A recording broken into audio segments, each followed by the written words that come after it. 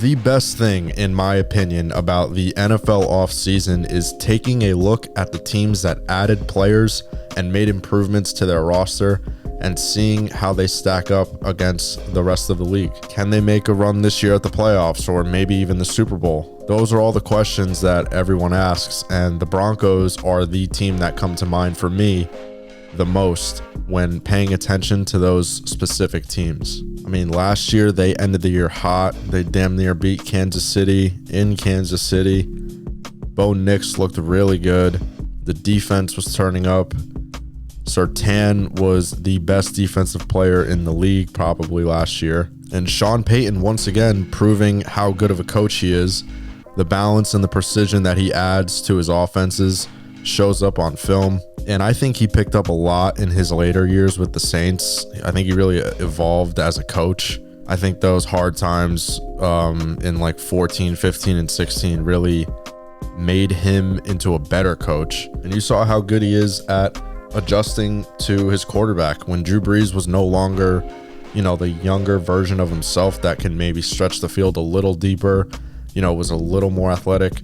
Peyton, played into that, and they got the run game going with Ingram and Kamara. The defense stepped up.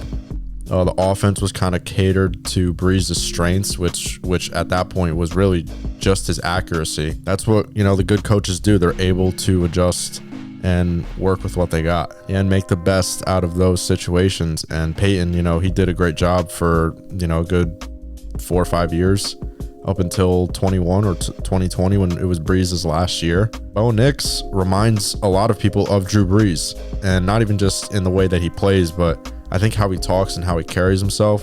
His athleticism goes overlooked. He's one of the most athletic quarterbacks in the league. And as big of a part of the offense it was in 2024, I think it will be huge in 2025. I mean, you saw it from the jump from week 1 that his legs were definitely a factor, and I think he just got better and better. I mean, the play against the Chargers where he ducked under a guy and ran for 25-30 yards, that just shows, you just need to show that video and you'll get an idea of what kind of athletic player he is. And in terms of the passing game, from week 1 to the wild card, you saw a tremendous improvement. I mean, the wild card game wasn't a great example, but that first touchdown, the only touchdown I think that he threw to Troy Franklin, I'm pretty sure, that was just perfect. And I mean, it's you go from week 1 to the end of the season, you see not only how much he, improves statistically and, accuracy, arm strength, whatever, but his decision-making, timing, he looked like a veteran quarterback. And that goes hand in hand with Peyton and the scheme that he runs. And, you look at their offense, and it's not like they're rolling out with CeeDee Lamb or Tyreek Hill or, Ayuk or JSN, Malik Neighbors, whoever. They're going out with Cortland Sutton as their wide receiver 1 and a bunch of young guys who have yet to prove themselves in the league. And Bo Nix still played some really great football for a rookie with those weapons. But the main thing about Denver is defense. What they had last year was impressive, but this year is a whole new level. Bonito showed up and had a career year. Guys like Brandon Jones, Alex Singleton, Riley Moss all showed up in the biggest ways and solidified themselves as leaders and playmakers. The thing about Denver is that they have depth, especially in the secondary. Safeties, not only do you add Huff, you have Brandon Jones, PJ Locke, and the corners are they go deep. I mean, it's probably the best group in the whole league. I mean, you got Pat. Obviously, he's a defensive player of the year. Riley Moss, who just had a big leap. You draft Jahdae Barron, and he's going to be an instant starter, I think. He might even take over the role as the outside corner. Jaquan McMillan had some ups and downs, but he's a really good player. Damari Mathis and Abrams Drain played very well when given the opportunity. I mean, they have pieces, and they have guys, more importantly, that can play inside or out. I mean, they arguably have the best linebacker group and secondary in the NFL. So what's the focus here now that we're looking at the defense? It's pass rushing and star players at every secondary position. I'll say that again. Pass rush and star players at every secondary position. What does that remind you of? Maybe a team 10 years ago, the 2015 Broncos team, the no-fly zone, the team that won the Super Bowl, that dominated literally every game almost on defense. This team is a damn near replica of that one, and I'm not the only one that thinks that. There's people that are saying, oh, this is a no-fly zone 2.0. And, they're not wrong for thinking that. This group, is, I think, overlooked.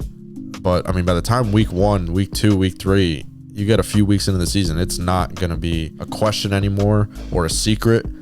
They're going to show it, I think, really early. 2015, you had DeMarcus Ware and Von Miller. And this year, you get Nick Bonito and Jonathan Cooper, both double-digit sack guys. Derek Wolfe holding down the D-line. Now you got Zach Allen this year. Brandon Marshall, Danny Trevathan. Remember those names? Well, you got a guy in Dre Greenlaw now who is better than both of them. Aaron Stewart, Bradley Roby, Ward, Harrison Talib. That's Surtain and Moss or Barron.